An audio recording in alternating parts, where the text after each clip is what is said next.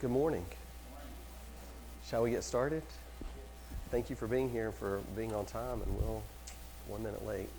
Somewhere it's 10 o'clock. We'll get started on time. So, for those of you who don't know me, my name is Nathan Brown, and I have been in real estate since 2002. Started in Cleveland with Bender Realty, then was at Coldwell Banker, and then came to Keller Williams in 2008 as a team leader in Cleveland. And I was a team leader for 15 years in Cleveland. Helped Robert Moss for a brief time downtown before I went to Portland, Oregon as a team leader, and then came back to Chattanooga in 2015 and did that up until 2022 when I stepped in and started running our title company, Bridge City Title. So today, my full-time primary role here is running Bridge City Title downtown in East Brainerd, and then our back end that services those companies, which is right across the street, called Guild Property Services. And man, it's been a good run. Real estate's been good. It's been up and down through all the years, but it's been a good run for me. And one of the things that I love about having come into relationship with Keller Williams is that they are learning based. We are a learning based company. And from the very beginning, the DISC was a part of my introduction into this world. And I remember the first time that I did the DISC in 2008. And I just remember my mind being a little bit blown by all of the things that the assessment said about me. And also a little scared that it was that eerily accurate. And one of my most favorite stories was I was engaged to be my wife, Sarah Beth. And I was interviewing for the Keller Williams job in 2008, and she was graduating college in 2008, and her birthday is in May, and we were about to get married on May 31st, and I did the DISC, and I finally talked them into giving me a copy of it. Back in the day, unless you had been to DISC training, they wouldn't even give you a copy of it, but I talked them into it, and I read it, and I was like, oh my gosh. I remember going to my in-laws' house, and Sarah Beth was there with her mom in the kitchen, and I was just like, I just laid it down and I slid it across the counter and I said, please still marry me. And so that was my first interaction with the DISC. And then over the years, just being poured into by KW and other people, and then using it myself to better connect with people. And so that's really what I want to do today. I hope that you will leave here and you'll have a better understanding of really the four main kind of personality behavioral styles that exist out there. And that you'll have maybe a little bit of clarity if you haven't already taken the DISC, or if you have a little bit more information about you and how you might show up. But more importantly is really knowing the styles so that you can better connect with other people. Let me ask you this. Have you ever blown an opportunity, like missed a sale, you missed an opportunity to open house, something you just know where you lost the opportunity with someone, and you were kind of like, I wonder what happened there. Like, where'd it go wrong? If you've had that situation, I know that I have, and oftentimes it can definitely be skill, it can be my scripting, all these things, but without fail, almost every time that I lose out on that kind of opportunity, it's because I misjudged the communication style of the other person. I did not connect with them in a way that made them feel confident or made them feel comfortable or built trust with them. And so when we approach our business, when we approach our potential clients and customers from only our lens of the DISC, we really miss opportunities to connect with them and to build trust with them. And that's really what we're after. We really want to build the connections. Those connections are what lead to those opportunities. And so today, I hope that you will leave here and that you will feel better and more confident about being able to connect with people. So we're going to roll through this part of the worksheet first. And I will tell some anecdotal stories along the way to give you examples to make connections with this. But here's what we're going to learn about the four primary styles. And I don't love the worksheet the way that it's laid out, because I don't know if it's my, you would think that because of dyslexia I like this, but I don't. I wish that it was, when I teach it or write it out, I flip it the other way, where it's the D-I-S-C So we're going to start with the D, not the I. And so for you high C's in the room that might be a problem for, I apologize. So what I want you to do first is at the top of the page, and if you guys are watching this on YouTube, you can write these things out, but basically at the top of your page between I and D on that line, I want you to write the words fast and aggressive. Fast and aggressive at the top of the page.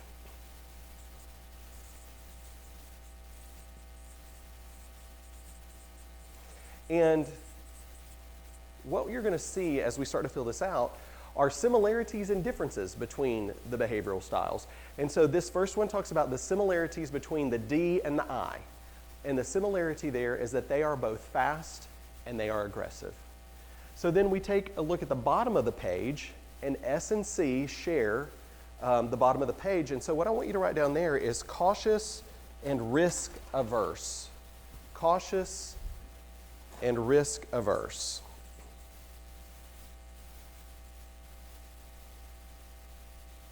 So, we got two opposite types of people, but the D and the D and the C share a line, and the I and the S share the line. And I am going to write it on the way that they did it over here for you. So over here we are people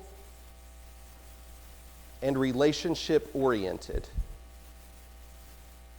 So while I's and S's are very different in their pace of things and their approach, they do share in common that they are about people and they are about relationships. And then the D's and the C's, opposite, share that they are thinking and task-oriented. Okay? So what we can start to see here real quickly, D's are fast and aggressive towards thinking and tasks. I's are fast and aggressive towards people and relationships. C's are cautious and risk-averse but lean towards the thinking and the tasks. And S's are cautious and risk-averse but gravitate towards people and relationships, right? And so as we go through this, you're going to start to think about yourself. You're going to start to think about other people, which is one of my favorite parts of the whole thing, because we're building these quadrants with more details. And as those details come forth, you're going to be like, oh man, that's so-and-so, or oh, that's me. And so you start to see yourself in some of the quadrants. And what often happens is that people see themselves in many of the quadrants. And so I just want you to know that that's how this is going to work. And you will see pieces of yourself probably in more than one of these quadrants. And we'll talk more about that, how that shows up at the end here. So let's dive into the D. The high D is about dominance. They are dominant. Their goal is to conquer, as you see on the worksheet. And they ask the what question. Like, what needs to be done? What are we going to do? And I want to start with the key words, the box down at the bottom there. So if you look at the key words, if you're online, write down these key words for a high D. Direct, demanding, decisive,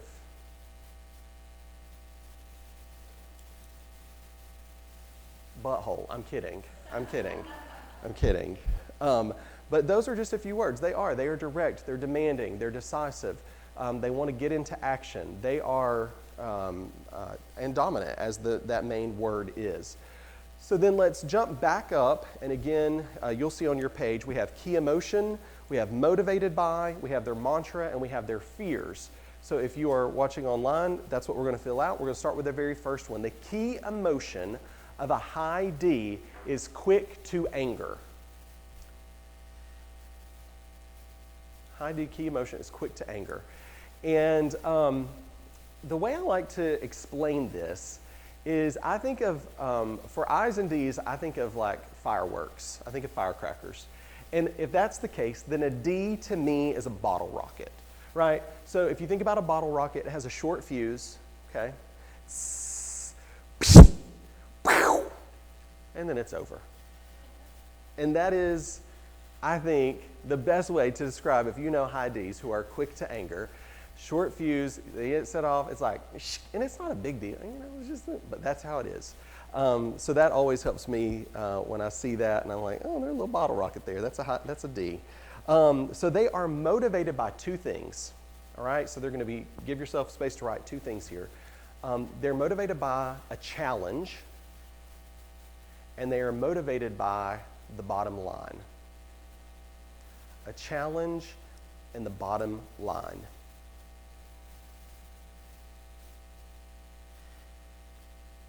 And then their mantra is, I will do it, period. I will do it. And when we hear that, it really makes sense. D's are fast. They're aggressive towards thinking and towards tasks.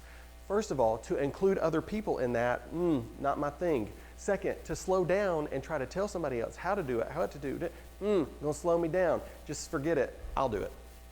That's their mantra, right? And then their fear.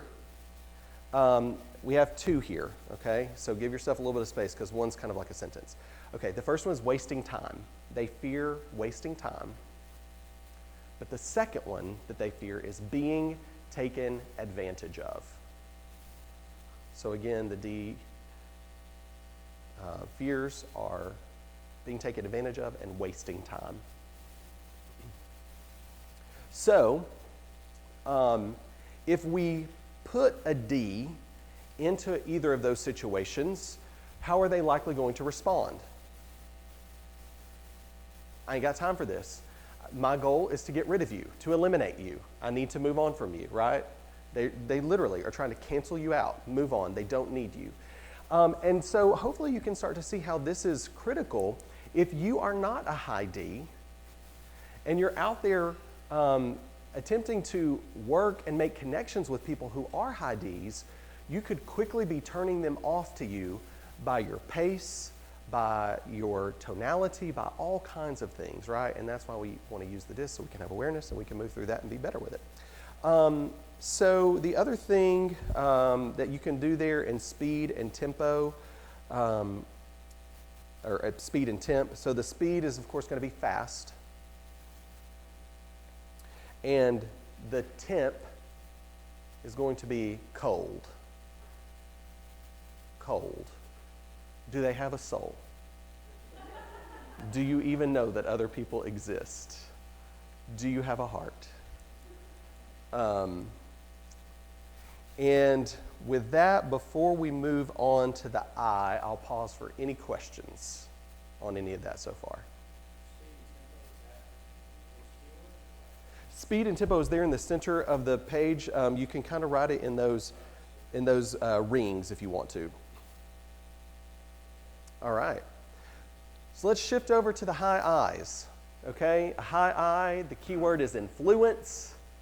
Their goal is to persuade, and they ask the who question. Who's going to be there? Who are we going to do it? Who am I going to do it? Who can I talk to? Who can I be? It's all about the who. Some key words. Of course, influential is going to be one of those words. Let's go with, okay, this is a word, I'm going to give you two. It's the same thing, effervescent, or if you don't want to write that word out, bubbly. Okay?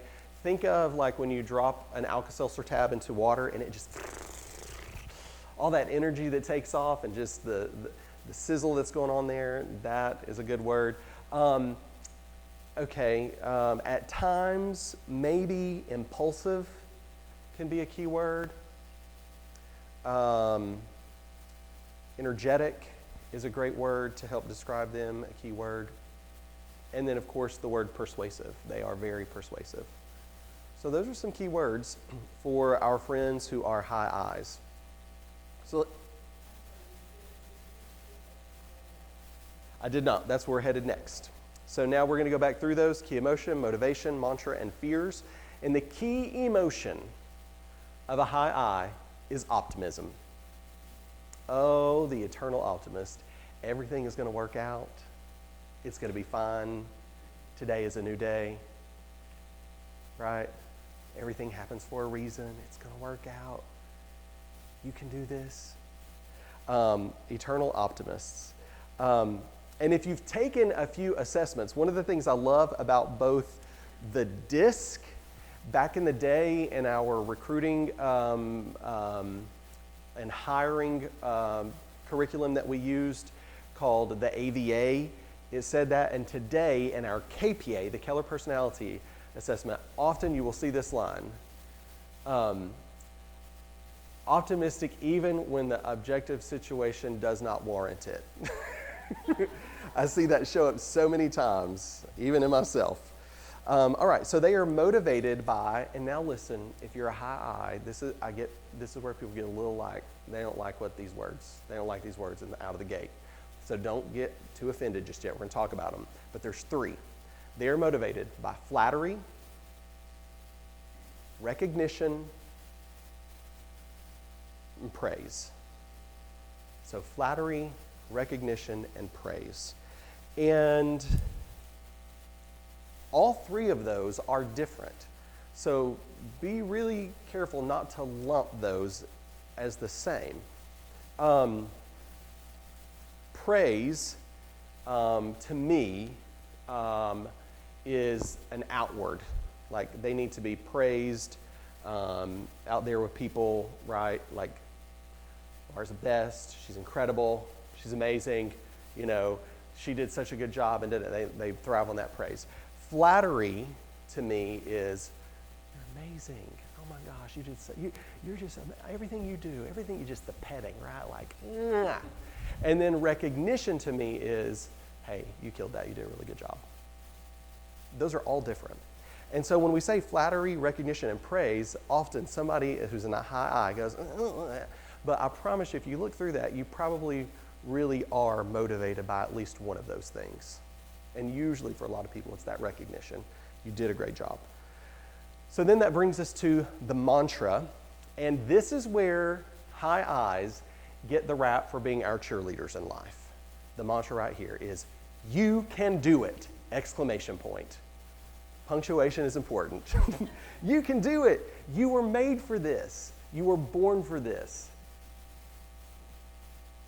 They are our eternal cheerleaders in life. And then their fear is going to make so much sense. If an I and everything we were talking about is like going towards this connection and people, their greatest fear is rejection, to be rejected.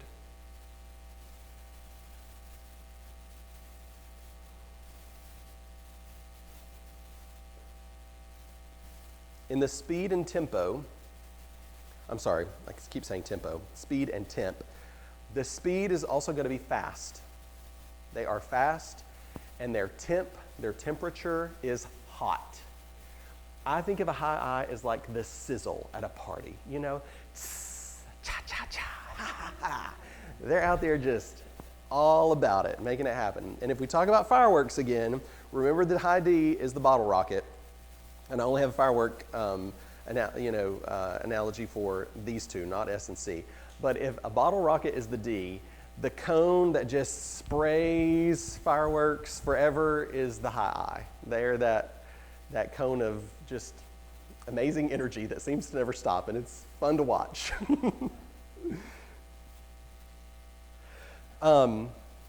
Now, oftentimes when we talk about this, I always really try to take a pause here and connect it back to what we do every day and how this can help us in what we do. Is there anything that you heard about a high D that would lead you to believe that they would be successful in sales? Yes? What are some things you heard that might cause them to have a little bit of success in sales? They're decisive.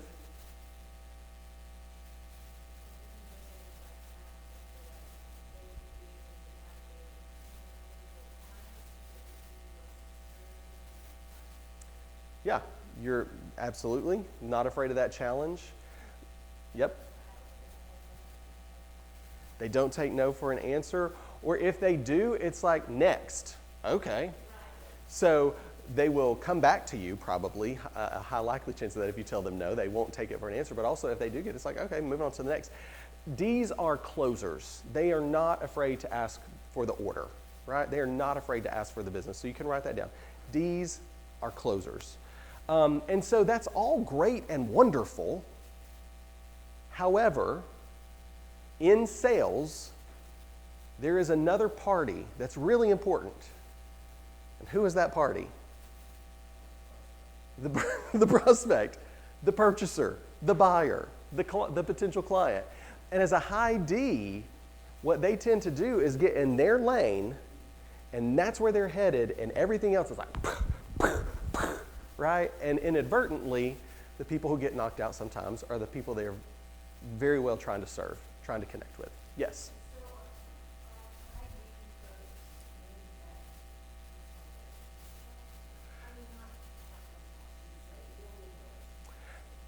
They can be, but it's not easy. It's not necessarily the easiest for them. If you see someone who has high D and they also are naturally good at relationships, right? And they don't work specifically on that, it's probably because they also have some I in there, or, and this is rare, we'll talk about it later, maybe some S, but D and S actually share nothing in common, so we'll talk about that in a few minutes. But yes, and so I have inside of KW, Kristen Cole, who's from Alaska. She's in Arizona now. But Kristen is a high D. And I will never forget, when ESO was coming about, we were talking about expansion systems orientation, and I was spending a lot of time with her on that, and she was teaching, she said one of the things that she had been judged before is that people have seen that her phone will show up an alert, and it says, call your kids and tell them you love them. And she said, and I was sitting beside someone, and they saw that pop up, and she said, I could see it on their face, that they were like, you have to set a reminder to call your kids and tell you you love them. And she said, and if we don't understand that we're all built and wired differently, then we put judgment on that, right? We see that in a certain way. And she said, the fact that I have the reminder in there is really proof of how much I do care about my kids. I realize about myself that I probably am not going to think about it as often as they would like for me to. And so as a result, and so that I'm meeting their needs, I'm reminding myself more often than I would naturally think about it to make that reach out. Yeah, I loved that. All right, so that's the high D and what can get in their way. High I's, what'd you hear about them that might make them great, successful salespeople? They're not Eeyore. They're fun. Yeah, what else?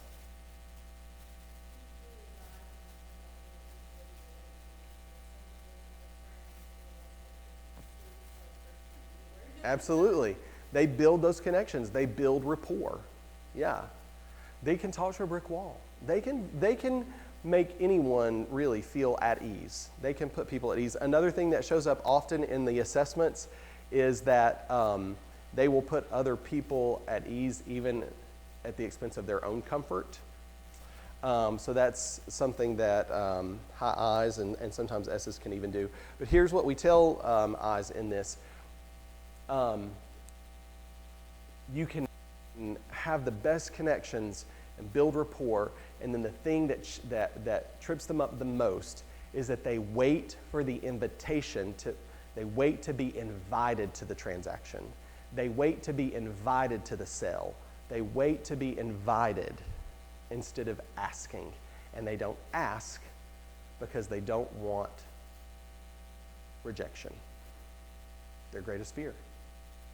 And so it can trip them up. So high D's have to be aware of the other people and their place in this situation, and high I's have to be willing to get over themselves and stick their necks out there and chance being told no in order to achieve. All right, so let's shift gears, pop down, and we're going to talk about C's and S's. We'll go ahead and start with, I'm going to flip now. I'm going to start with the S again, so just bear with me because the order I go in. S, steadiness. Their goal is to be supportive, and they ask the why question. Well, why would we do that? Well, why is that important? Why? And we're gonna learn what that why question answers in just a minute. So here are some key words of S's. Steadiness. or steady, stable, security. Go ahead and write down good listener and process oriented. So we've got steady, stable, secure, security, reliable. You could put reliable on there. Good listener and process oriented. Don't those words just make you feel like, oh my gosh, yes, love that. I want all of that. I personally have none of it, but I love it all. All right, so we are going to work a bit backwards, but here's what I want you to know. Like, on the top, when you see that the key emotions are what are on top, that's what they lead with. They lead with their key emotion. But if you look at the S and the C, the reason that fear is on top, their fears, is because generally they lead with their fear. That's what drives them, is through that lens. So the fear of a high S is change or change sake. Change for change sake, or change for no reason. And again, when S is here, the word change, and nothing else with it initially, they can have a little bit of a recoil, like, well, I'm okay with change, and that is usually the case and can be correct once they've been able to process it. Okay, so again, the fear, change for change sake. Their mantra is, give me a second, key emotion. They have two. I'm doing it from memory, y'all. I have not, mine is blank. Mine is blank. So their mantra is, it's better to be safe than sorry. It's better to be safe than sorry. And the second one is, now that I understand, ... I will do it. Now that I understand, I will do it, and it's better to be safe than sorry.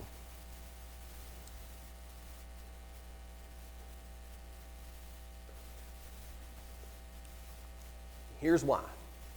Because they are motivated by benefits. And yet we receive another recoil. Ugh, benefits. I don't like the way that sounds. What's in it for me? No. Benefits answer the why question. Why would we change this process? Well, if we do, here are the benefits for it. Why would we buy a new car? Well, here are the benefits of it. So when they understand the benefits, it answers the why question. And then their key emotion is that they hide their emotions. They hide emotions. And if you think about all of those keywords that I gave you, steady, stable, secure, like, to me, when I hear those words, the visual that comes to mind for me is like a lake with just glass water. There are no waves, there are no ripples. It's just a beautiful glass lake. And emotions, okay, when I think of emotions, I do not think of like a glass lake. I think of waves and riptide. I'm like, emotions are a lot. They're messy. They're all over the place. And it's like, we're just going to push that down, hide that, because that disrupts my calm serenity, right? So that's their key emotion. I always tell the story, always. I literally have probably told this story hundreds of times. And one of my favorite times of realizing this, I was teaching this when we were in Portland. And I had gone home one day, and it was like a Friday, and I walked in the door, and I was like, hey, why don't we go look at new cars this weekend? And Sarah Beth was like, why? I was like, I don't know, it's supposed to be pretty out. We don't have any other plans, and like, it's something to do. And she was like, okay, but what? there's a lot of things we could do, but why are we going to look at a car? And I'm like, well, I mean, I'm not saying we're going to buy a car, but like, it'd be fun to just go look at it. She's like, well, why, if we're not going to buy a car, why would we go look at a car? I'm like, I just was thinking like we might, I don't know. And she was like, what's it? And then I was like, well, why are you not wanting to? And we like, to this point where it's like, okay, we don't have to go look at cars. Well, I don't want to buy a car. Fine, we don't go, okay. We just, Monday, I went in and I taught disc. And I got to the S and I was like,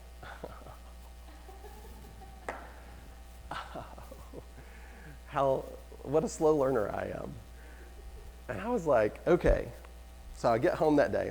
I'm like, hey, about that car. She goes, I could just see it in her face. I'm like, wait. Okay, here's why I thought we should go look at a car. We have one car, and that car sits 4 people, just 4, max.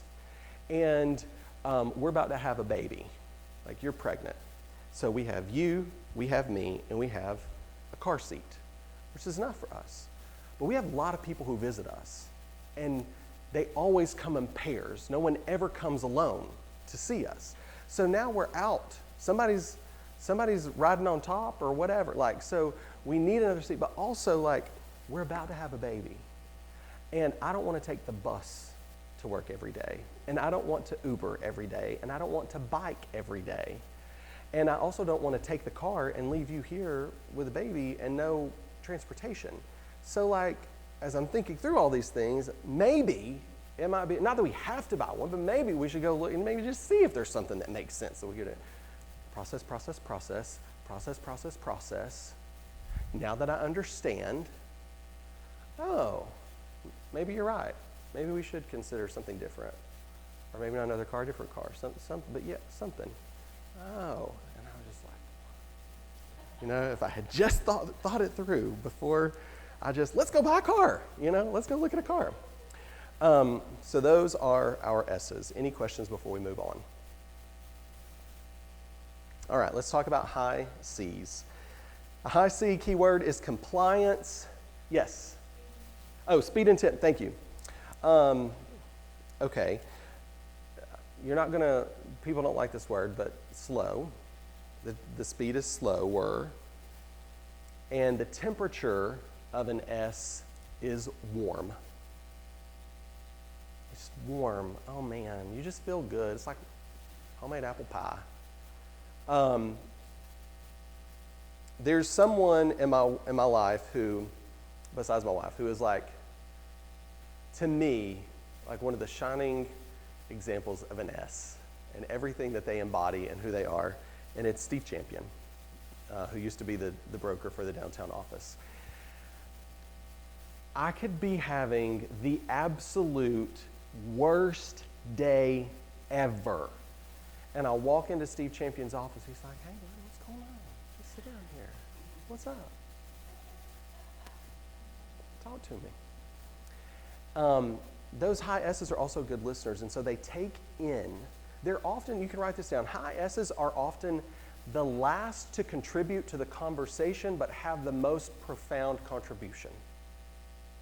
High S's often can be the last to contribute to the conversation but have the most profound contribution. And that is not by chance. It's because they're great listeners and they are processors. And so they take it all in, and then at the end they just kind of have this mic drop moment.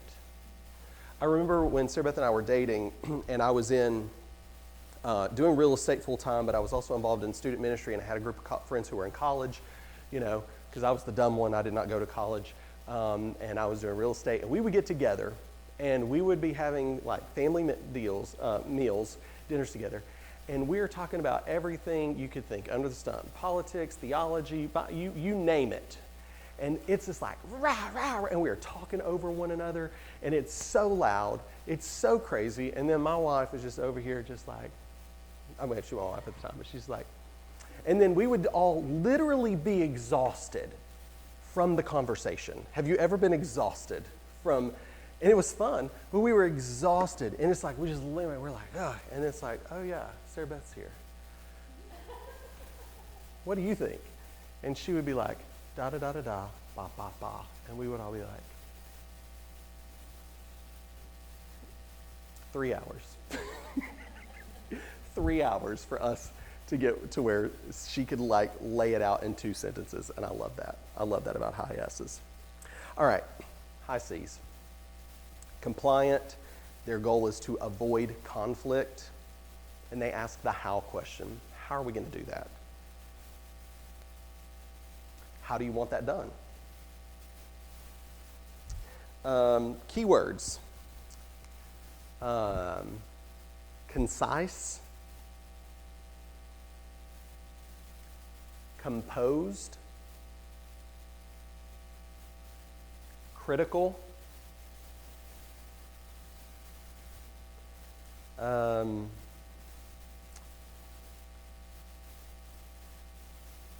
exacting,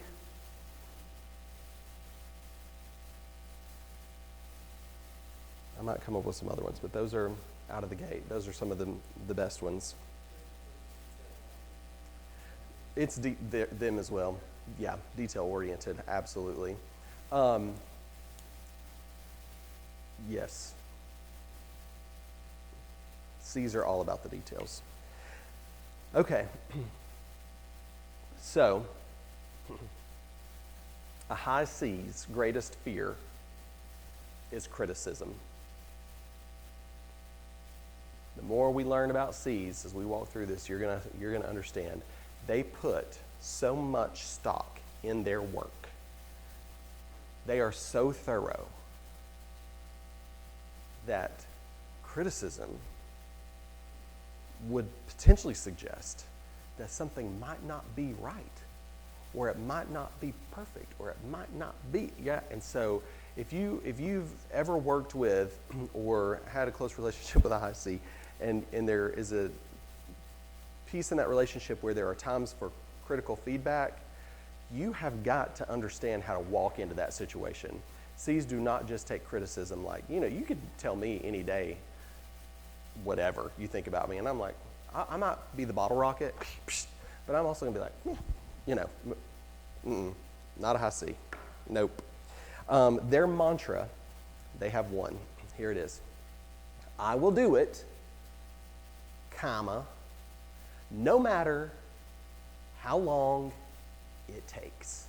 I'm sorry, you need to add another word. I will do it right, comma, no matter how long it takes. Last time, I will do it right, no matter how long it takes. This speaks to the sitability of a high C, their ability to sit in a seat and do a job until it's done is mind-blowing to me. Absolutely mind-blowing. My maximum time in a seat is about 59 minutes. If I'm in a seat for 59 minutes, I'm like, oh, I gotta get up, I gotta get up. I have got to get up. Sit there and they can do it. They can do the job. And you can rest assured it will very likely be right. They are motivated by correctness. They are motivated by correctness, things being done correctly. And their key emotion is fear. And I always say not the boogeyman fear, but like the fear of being wrong, the fear of doing something incorrectly. Yeah, that's the cautious piece of them. That is really,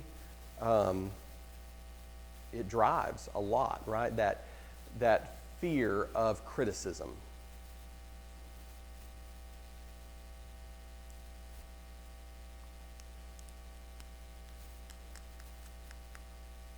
Again, the speed and temp, you could,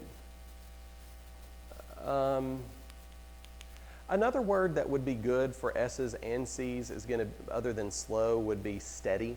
It's a steady pace, but so you can do slow/steady. And the temp for a C is cool.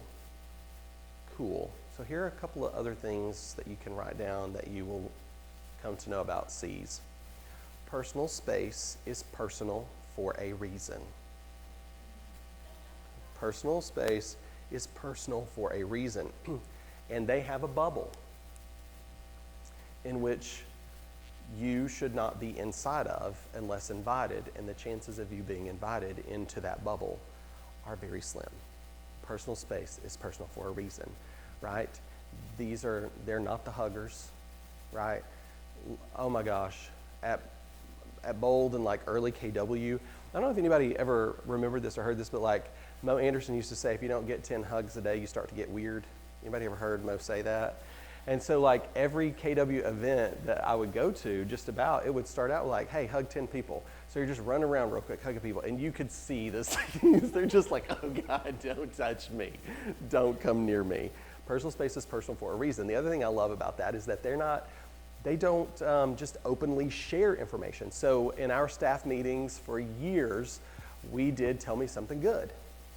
And so at the downtown office, Susan Grimsley, she's still there. She's one of the assistant MCAs, and she cuts checks, right? She is like the queen of cutting checks. Commissions all day long, man. And every week we would get, and I would see it. I would see us coming around the room. And it's every week. It's not like we were springing this on her. Every week, and you could see it. The closer it got to Susan, the more angst was building that she was going to have to say something. So we got to where it was, tell me something good, tell me a memory, tell me something funny, tell me something you heard. It doesn't have to even be personal, Susan. It doesn't have to be anything about you. Just tell me something good. And so I'll never forget, she bought a tree, a river birch, and planted it in her yard, and she named him Birch.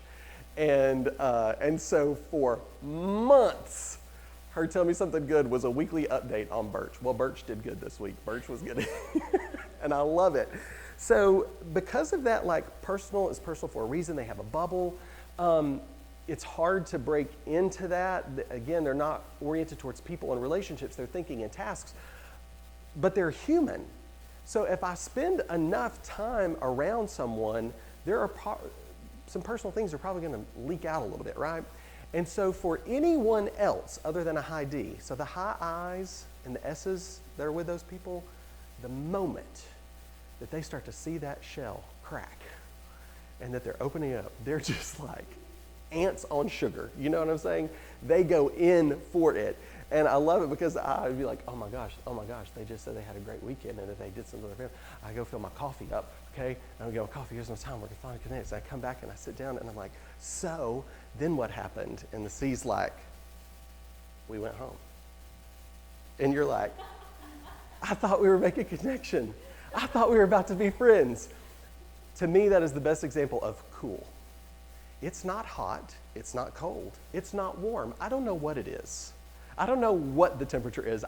For me, C's are some of the hardest people to know where I stand with them. They are the hardest to read. You don't know what they're thinking. They are poker-faced because they are, one of the key words, composed. And I mean in every way possible. Physically, emotionally, facially. Everything is just kept together. You've already noticed it's impossible for me to speak without using my hands. It's impossible. A high C is composed. They are not going to use a lot of body language at all. When they're sitting, their hand's going to be in their lap probably most of the time. In every way, they're composed. And with I's and D's, you see it in their speech. Tonality, the rate of speech that they use. There's a lot of inflection in my voice. I speak really fast sometimes, oftentimes. Everything changes with S's and C's. The pace slows down, the tonality changes, everything slows down and just kind of chills out in the C and S space. One more before we dive into some questions. Love this example. I told you my wife, when she took the disc for the first time in 2009, she was a 99S, 99C. She was like 20, 30 something I and like 3D. There were none there. And as we were dating, her best friend is now her sister-in-law. They met in middle school, and they were best friends, and then she started dating Sarah Beth's brother all through high school. There was just one little breakup period, which was hard for everybody. And so then in college, they room together. They have the same major, so they're in all the same classes. They have all the same projects, and they live together, and they've known each other since middle school. Can you imagine what this relationship is like? So I'll never forget when we're dating, they got assigned this project and for the semester. And Sarah Beth, from the beginning, she was like, okay, well, here's what I'm going to do. She's like, all right. So I'm going to have this research done. I'm going to have my final kind of plan of what I want the project to look like. And then I'm going to start compiling it on this date. And then I'll be done here. I can kind of review, and then I'll turn it in on this date. And so through the whole semester, she followed that plan. Like, followed it. Like, oh, no, I'm doing this week, or oh, I'm working on this.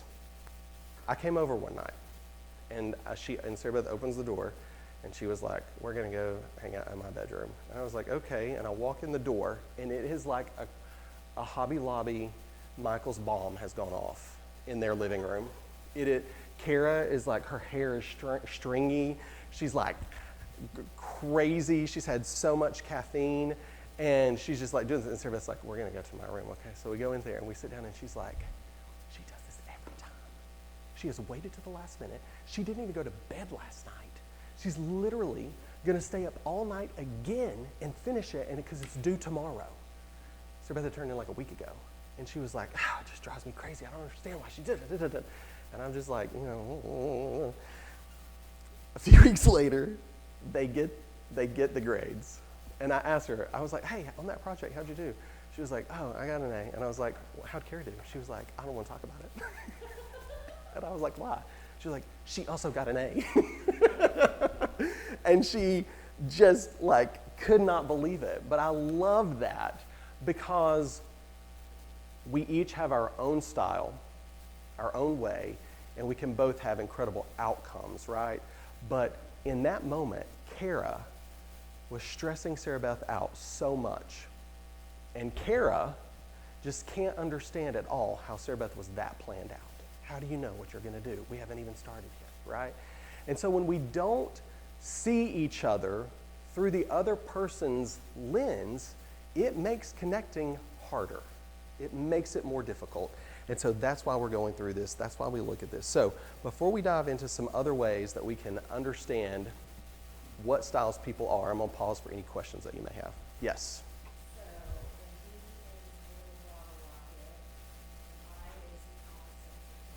Mm-hmm.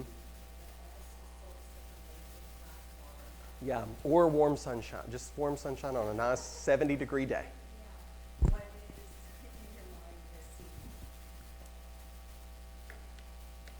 I'm biased because I'm not a C, so I have to be careful. In my mind,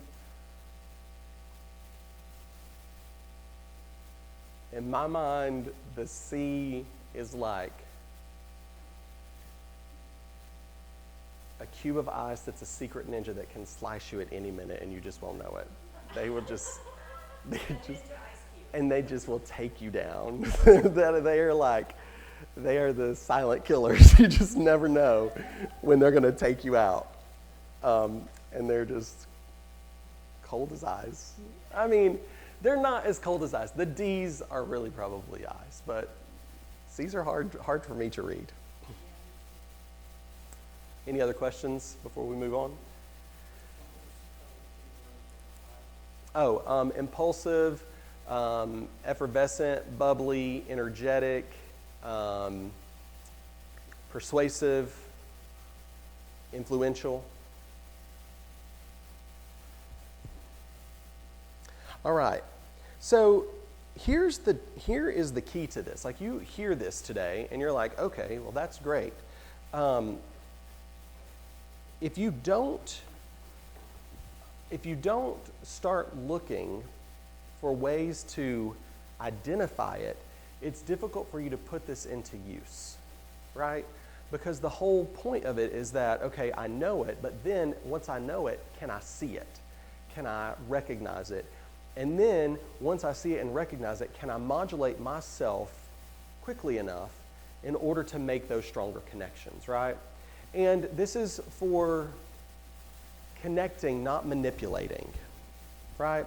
Like, there's a lot of things that we learn that we could use for good or we could use for evil. And this is one of them, right? With this, you could absolutely manipulate people and try to get them to do what you want, and that's not the purpose of it. So I think our motive behind it and how we use it is really important. And so we use knowing these things for good, not for, right, not for evil. So once I know it, then I have to start to recognize it. So let's talk about some ways that you can recognize these styles. D's. They're not gonna talk a lot, and their speech is also gonna be aggressive. It's gonna be fast. It's gonna be brief.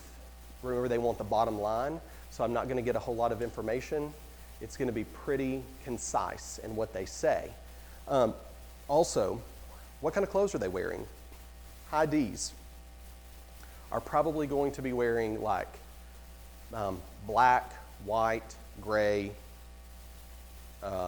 power suit. I mean, they're just very simple, put together bait, right? It's not a lot. Think about Gary Keller. He's always in black. Black blue jeans, black t-shirt, maybe a blazer on, but there's not a lot in that. If you walk into their house, this is going to be the house that there's probably not any color on the wall. Pretty simplistic. There's not going to be a lot of, if you've got high D's in a space, there's not going to be a ton of family photos or mementos, right? They're probably not going to have the curio cabinet with all of the precious moment figurines in it. Probably an indication, if you see that, you're probably not at a high D's house, okay? Okay, so I can first see the way that they're dressed. I can also see the way that they speak or they talk, or if I'm in their environment, what does that look like? Let's flip over to a high I. Conversely, there's energy in that. They talk really fast. They have lots of words. Hey, I was over here on this road. I was calling about this house. It looks like a blue house. What road am I on? Do you know what road? Where are we at that stop sign? What do we do? Where are we? Yeah, you know that call. Okay. They just don't stop talking. Good indication it's a high I. Their clothing is going to be, they are not afraid of colors, and they're not afraid of patterns. Okay? I don't mean this is, I can see this in myself because early on, I was a 99I and like 55D, the very first time that I ever took the disc. And I wore a lot of color at that time, lots of color. I love any color shirts, anything, you know. I wore some patterns. I never quite was to the Hawaiian shirt pattern kind of guy, but, you know, I wasn't afraid of those things. Today, I'm 99I and 89D, and what I've adopted from the D piece of it is like, I don't need to make a lot of decisions. Everything I own is blue, black, gray, white. Like, I might have a green shirt. This ring is green. So everybody's like, could you buy a shirt? And to her, she would say green. So that was my give. Because she's an S, which we're going to get to that, but they're like earth tones. So Sarah Beth is also never going to go out and buy herself like a bright red shirt. Okay, she's not, I would have to coerce her into that or buy it for her and be like, please wear this. But, you know, for her, she's like, please, would you just add a color to your wardrobe? And I'm like, what kind of color? And she's like, I don't know, like a green, earth green. So high eyes, patterns, colors, jewelry. Oh man, if they've got all the jewelry and it might or might not match, probably high eye. And if you walk into their space and there are photos of people everywhere and there are bold colors on the walls and there are, you know, mismatched pieces of furniture everywhere, you know, you are probably, if not in a college student's space, you might be in a high eye space. S's, again, neutral colors, like earth tones. They will have some jewelry, but it's not going to be a lot, little to no jewelry. It's going to be like basic pieces. Nothing flashy, nothing too crazy. And when they speak, it's going to be in a warm tone. There's going to be empathy in their voice. There's going to be interest in their voice. But it's also going to be at a slower pace. So if I answer the phone and I'm like, "This is Nathan Brown, can I help you?" And the person then is like, "Yes, I was driving by 123 Main Street and I saw this yellow house and I wanted some more information on that." I'm like, "Oh, I'm talking to an S right now. 100% talking to an S, right?" And so you listen for that, and then their space is going to be the same thing. If there are colors, they're going to be very neutral colors. There will be some photos, but the difference between the high I is like a high I is going to have photos, lots of them. S's are going to have fewer photos of people more close to them, right? The high I, it's the wall of photos as you're walking down the hallway, and one of them they're with Elvis and they're with John Newton, they're with all the people, right? The high S's, it's going to be a family photo, and there's not going to be a lot of them. There's probably going to be a couple of them. And when we walk into, or we encounter a C, again, it's going to be a slower pace, almost monotone, okay?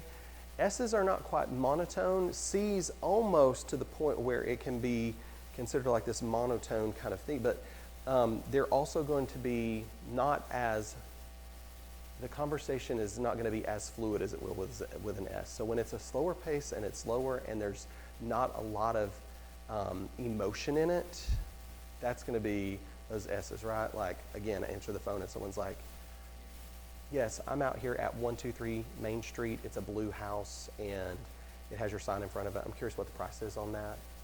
And they're just slow, like I'm like, but they're probably gonna be slower than that. That was not slow enough. "I'm out here at 123 Main Street. It's a blue house and it's for sale and it's got your name in front of it. What is the price on that? How much are they asking for that?" Right? I'm like, I just want to finish this. I'm like, "You're at 123 Main Street. It's a blue house and you're wondering what the price is, right?" "Yes, it's $399. I just want to finish it for them. If you find yourself like wanting to speak for them, the indication of probably you're a high I or D in that moment, and you're probably talking to a C.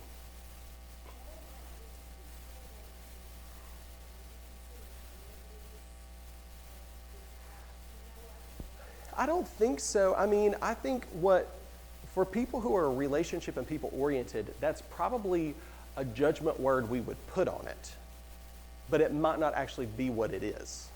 Does that make sense? It's what it would feel to us. Yeah. Okay, so their speech, their rate of speech, their tonality. The next thing is going to be how they are, what they wear, what they look like. Charlotte Mabry. Anybody encountered Charlotte Mabry and her dress? Okay, Charlotte doesn't wear crazy colors, okay, but she is one of the most put together. Like I just want to know like what goes on in her head before she steps out that door, because everything connects in some way.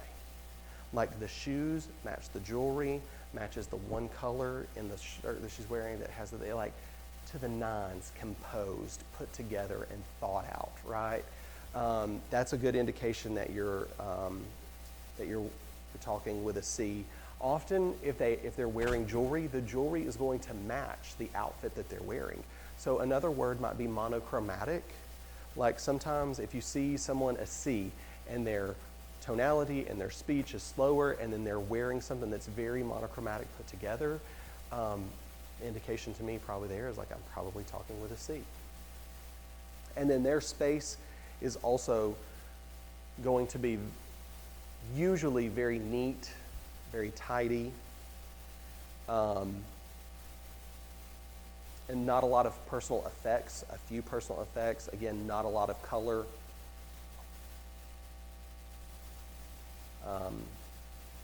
Maybe a photo. with a high D. You're probably like, no photo. Listen, in my office at downtown, the pictures that were hanging up, my wife brought me pictures of our children and of her and I, and they sat there until Rachel put them up. And then we had a baby girl, and I had no pictures, and so Rachel texted Sarah Beth, do you have pictures of Nathan and Maddie Beth? And I came to work, and those pictures were printed out and hanging up on my wall next to my bed. Like, I love those photos. I appreciate them being up, and I carry those children's beautiful little faces with me everywhere I go. I was not too worried about the picture being up, you know? And I realized, like, and just, you know, Sarah Beth was like, I brought it to you.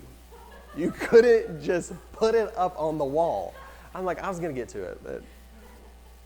But, so there are a lot of other ways. And what I would encourage you to do is like, Google this, AI this. What are some other ways that I can spot these behavioral styles in people more quickly, either in their speech, or how they're dressed, or when I walk into their home, when I pull up to their home, what does it look like? How can I start to understand what they look like or what style they are? Because again, what we want to do is mirror and match.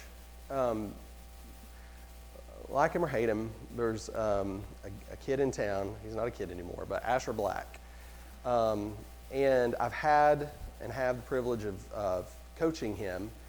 And I have to tell you, like, as much as I know about the disc and use it, it is insane the level at which he assesses the person he's talking to. He's made calls for me before, prospecting calls, and he will, and it's also, it's how his brain is wired. Maybe when I was younger I had this capacity, I do not have it today. But he will literally be listening to what they're saying, and he'll push the pause button while they're talking, and he'll be like, this is a high C, they probably have a little bit of D in them, but it's mostly high C, mostly S, and they're gonna see this, and da-da-da-da. And so he's like crazy D, right, with barely any I. And then he'll go off mute, and he'll be like, right, I understand, yes. Well, what we can do next is, and he literally is like in it and out of it, and in it and out of it, and he hears them, and then he's in his own raging world, and then when he speaks to them, he's like, and it is crazy to me. And a lot of people who know what he does and how he does it talk about his scripts and his skills, which his scripts and his skills are really good. But here's the thing, you can have the best scripts, but if they are not delivered in a way that the other person can receive it, they're not going to land.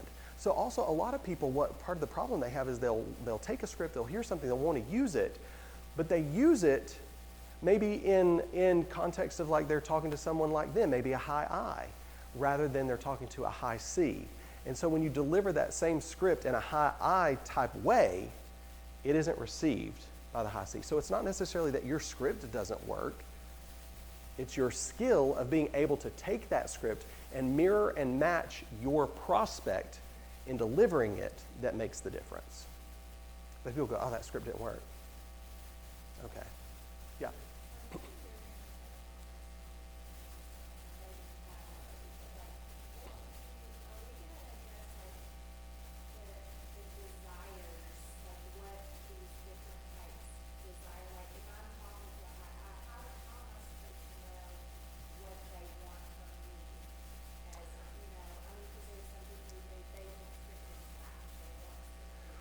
Well, one thing you can know is that, yes and no, because I know that when you take like the Abelson disc or even the Tony Robbins, it's going to dive into like motivators and things like that. But those are different for everybody, and it's not just necessarily towards one style. For instance, I am a high ID, and I am a stat nerd. You know that, right? Like most of the people, my level of wanting to know data and stats, they're like, that are high I's and D's, they're like, I can't with you, right? So that's an anomaly, right? But generally speaking, C's really love stats and data. They really love it.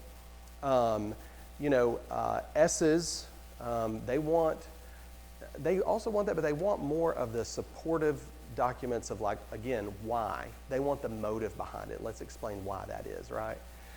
D's want the result of it. What's going to be the outcome?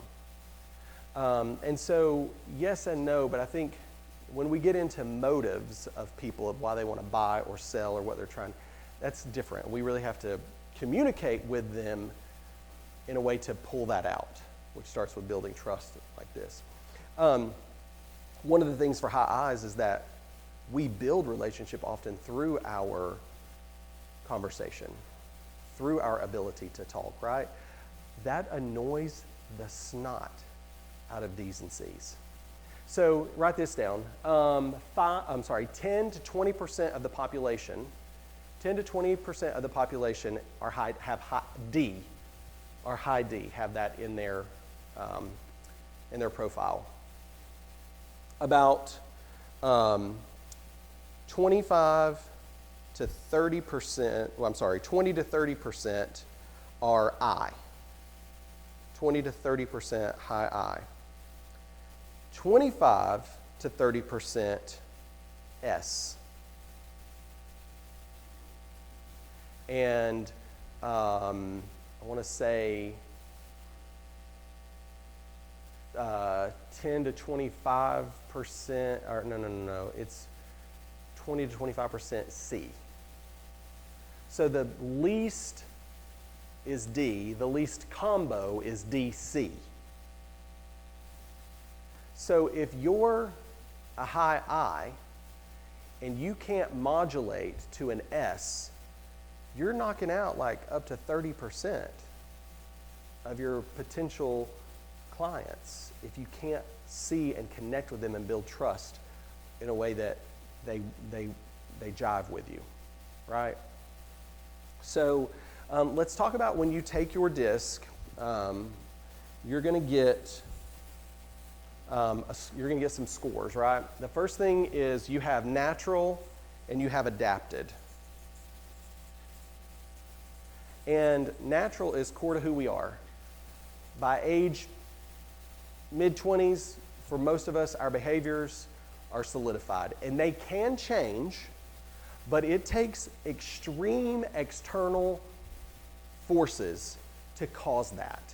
And what I mean is usually something like a death, a significant event, divorce, illness.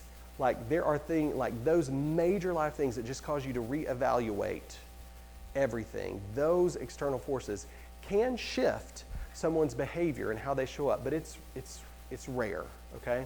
My wife, we were talking beforehand, she had a shift, and the extreme external force that made a shift in her behavioral profile was COVID.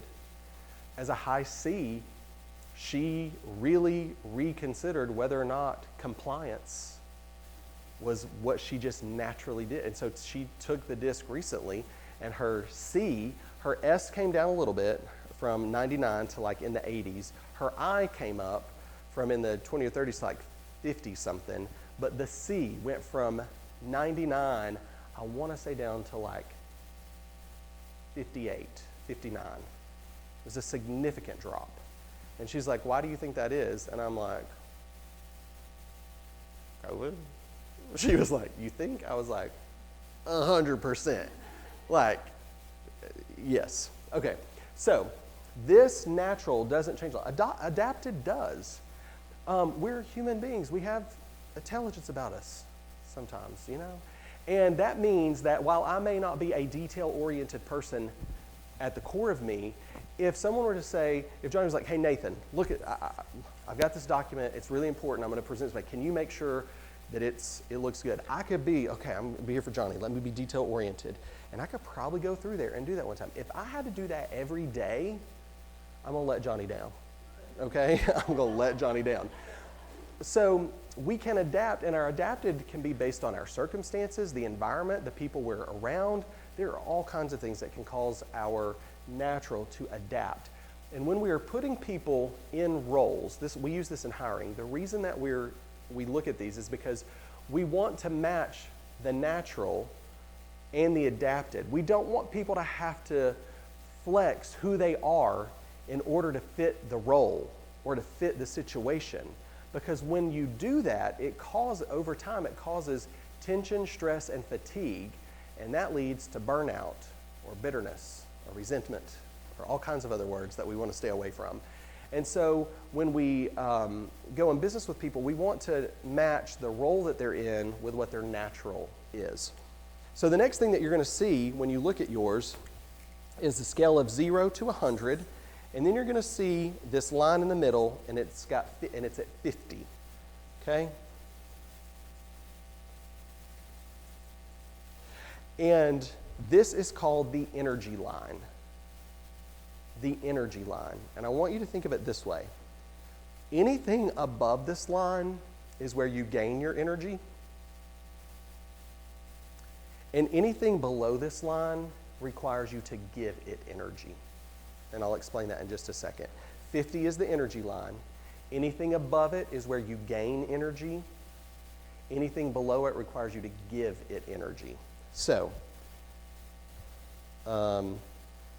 who knows what your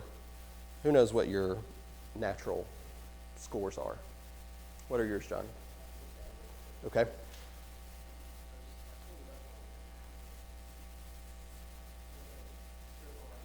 Mm-hmm. A 3? Okay.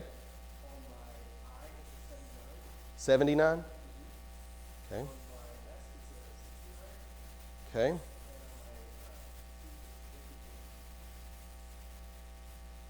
Okay. So, you gain a lot of energy from interaction with people, right? Groups, small group, one-on-one, you're probably good with it all. There is this need at times, though, to withdraw, recluse a little bit. You've got to have that little bit of space. And in all of that, you gain energy. You can gain energy here, but also when you go to yourself and you focus and you get dialed in, that gives you energy. Down here, if you are having to be assertive and aggressive constantly, that will wear you out. For you need people to do what they, right, like, because if you have to show up here, it requires you to just like muster it. Is that true? Anybody else know what yours are? I'll give you mine. So I'm 99, 89. It's not really negative, but I would say like if it could be. But I think my S last time I looked, it was like a 5. And my C was like 45, I want to say, somewhere in there. So for me, standing up here and teaching this and delivering the content and the data to you gives me energy. I'm fine. If I did it all day, does it make me tired? Yes, but I love it. It gives me energy. I'm fine with it. There are some people, like my wife, she's like, if I had to stand up and talk in front of those people, I would literally die on the inside, because she is the opposite of me, right? So this is Sarah Beth now.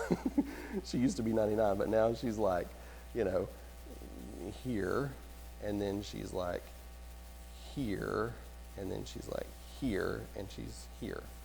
So for her, this is going to require a lot of energy, because that's not her strength zone. But over here, for me, following up on the details, like making sure that all of those things got done, the boxes got checked, I had to build that around me. Rachel, right? And before Rachel, Megan, and before Megan, Thomas, and before Thomas, Alexis. Okay, it's the whole lineage of the people who are my boss. They tell me what to do. But the truth is like I'm better at what I do because I have someone who helps me with that. Because for me to do that, when Rachel is out of town, the amount of, I won't say severe angst, but I'm like, oh man, I got to pay attention to that email all day.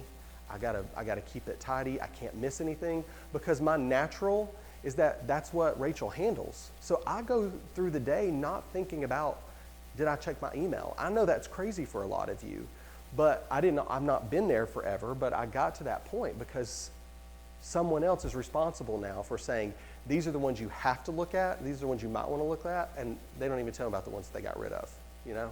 I go back sometimes and I look through and I'm like, oh, what's that about, you know? Yeah.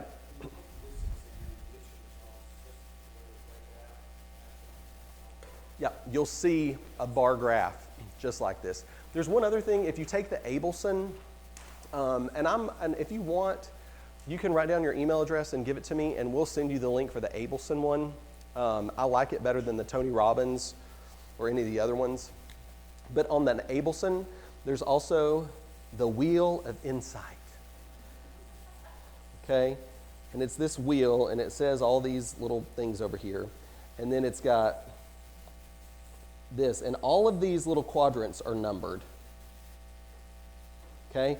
And you're going to see a circle, and you're going to see a star somewhere on there. And when you look at this success wheel of insight wheel, the number doesn't matter. What we're literally looking at, what this does is it shows you visually how far off these two are from each other. How far is the natural from the adapted? So when you're looking at the wheel, are you looking at yours, Johnny? Yeah. So is the, so they're right on top of each other? Well, not exactly that one. So what you're looking at is the space that's between these two. The numbers don't really matter. It's literally how close are those two things to each other. The closer they are, the less adaptive you're having to be, and the further apart they are, the more adaptive you're having to be, right? And so again, you can adapt yourself in small spurts to connect with people and mirror and match them, right? But you can't do that long term. So if you're trying to perform a job that is really built for someone who's a high SC, and you're a high DI, over time you're going to struggle with that. It's not going to be your favorite thing. You probably quit. Yep.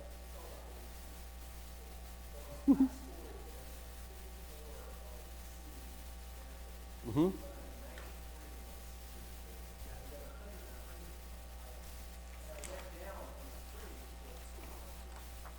So that's pretty adapted.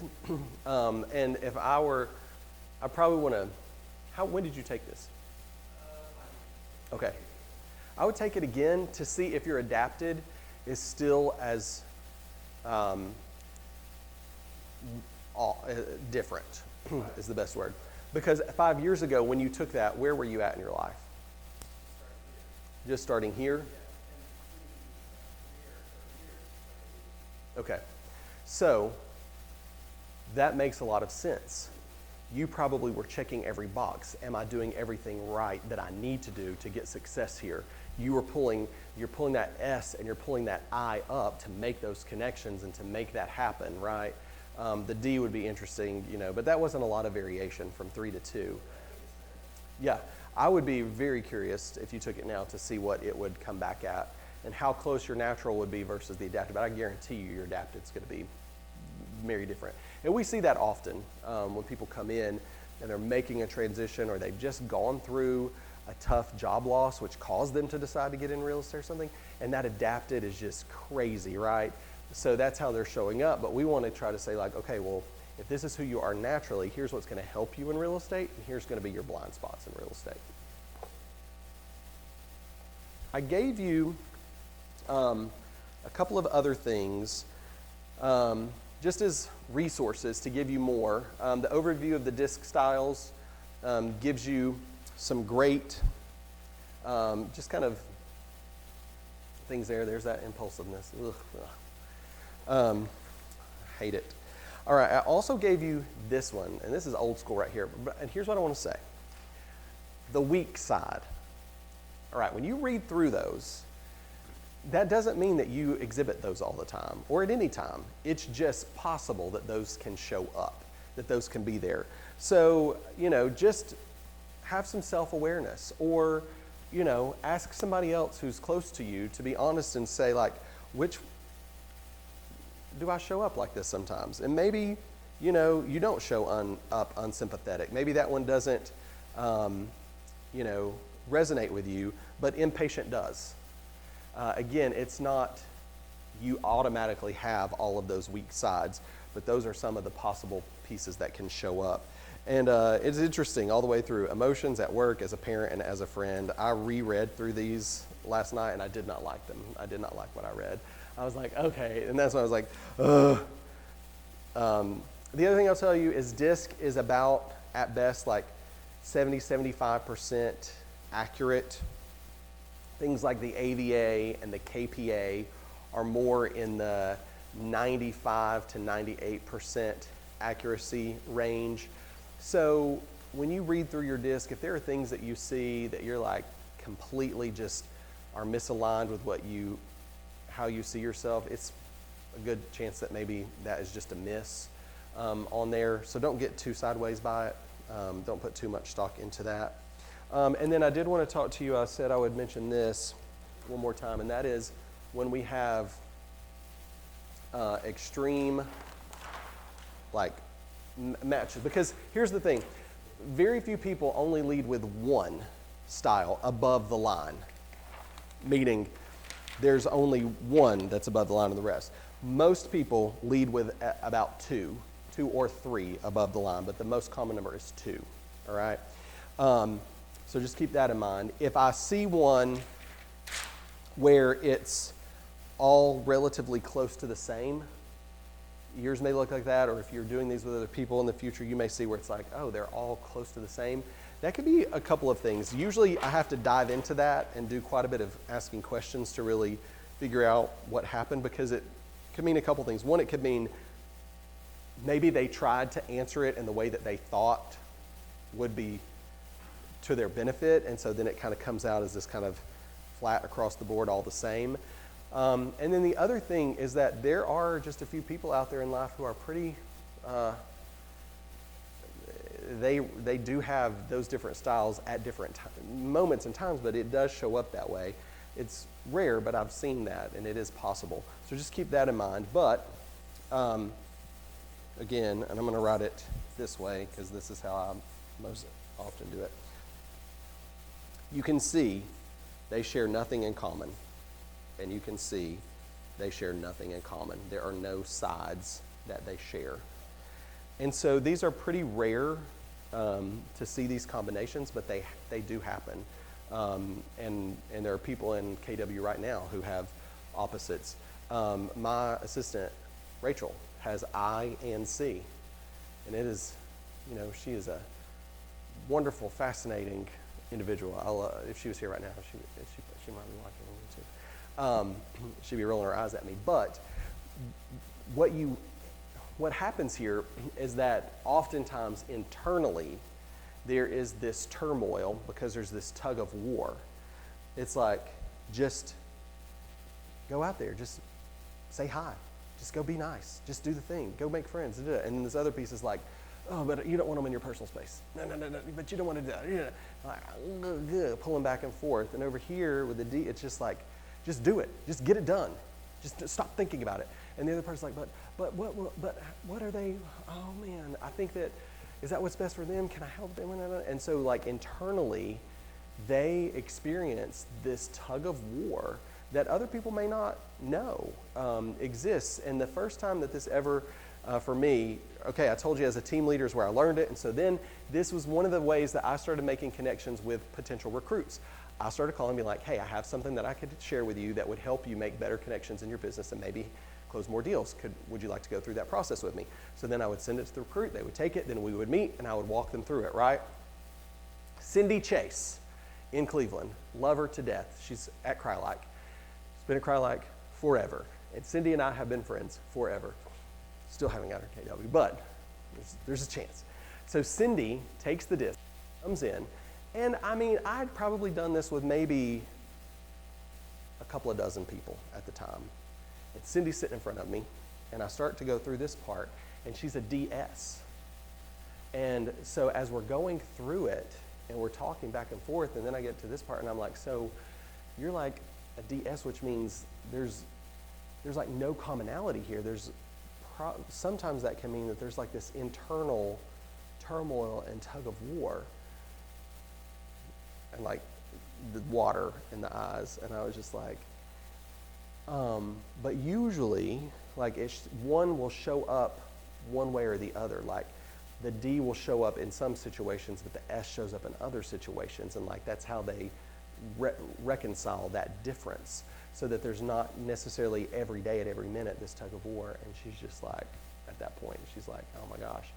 And I probably shouldn't have said whose name it was. For you people who watch on YouTube, man, this is confidential. You cannot share that. This is very personal for Cindy. But Cindy said in that moment, at work, I'm a high D. At work, I'm just like, get it done. I don't care. I don't want excuses. People think I'm a total bitch, and they did, and I love her, but that's just how she's like a bulldog. She's just gonna get it done, and you're not gonna get anything by her, and just shut up and suck it up, buttercup. Let's get this deal done. She's like, at home, I'm just like, what do you need? What can I do? How can I wanna, what do you want for dinner? And I just wanna serve you, and I just wanna be here. And she's like, and they get sideways because sometimes people at work are like, how can you be so kind and supportive to your family, and then here you're just like, rah. And she's like, but sometimes at home they're like, how can you just be so like take charge and control things, but here you just kind of seem to be, a little hands off. She's like, and it's not the case in either one. And she's like, I've never had anybody explain it in a way that it connected and it made sense with me.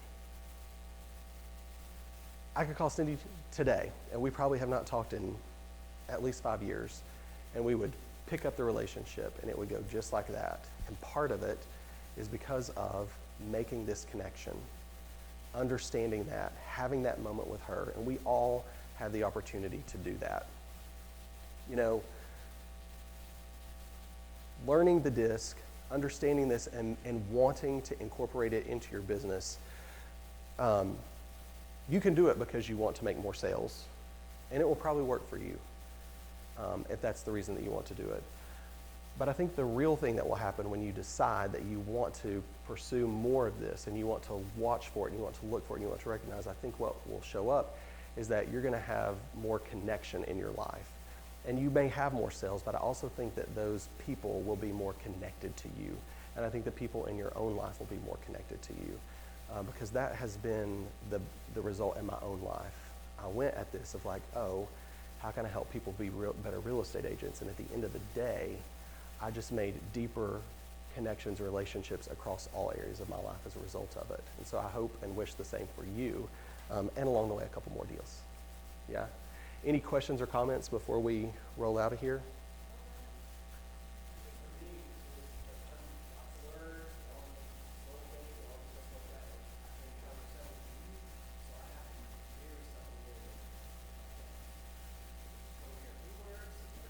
Yeah.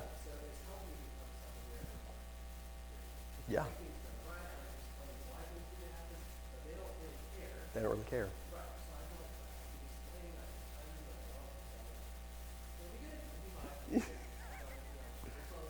Yeah. And how uncomfortable is that for you? Yeah. Because it's not how you want to show. So we say mirror and matching to make them feel comfortable. The truth is like on the opposite side of that, we probably feel uncomfortable. Yeah.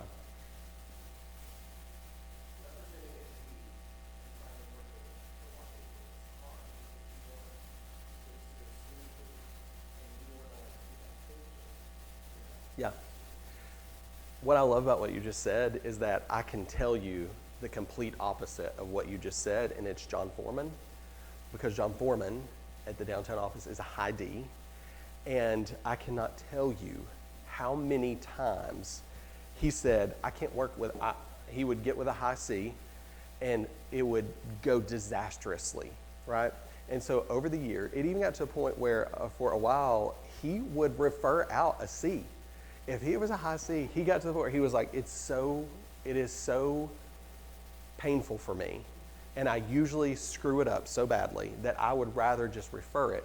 But today, as he dug in more and he learned more, he's created his own checks and balances so that when he is representing a high C, he's well prepared for what they are expecting, and he can put himself into that kind of environment of where I'm going to deliver the data and I'm going to slow it down, and he mentally and data driven prepares himself for that. I love it. I love it. All right. Okay, if you want to take the disc and you want us to send you a link for the Abelson version of that, which we pay for that. The Tony Robbins is free, but again, I don't love the Tony Robbins one. It's fine for free. Really take it or whatever. But if you want the Abelson one, give me your email address, before you leave here today, and Rachel will email that out to you, and then when we get it back, we will send you the results. All right, that's it. Thanks for being here today. Yeah.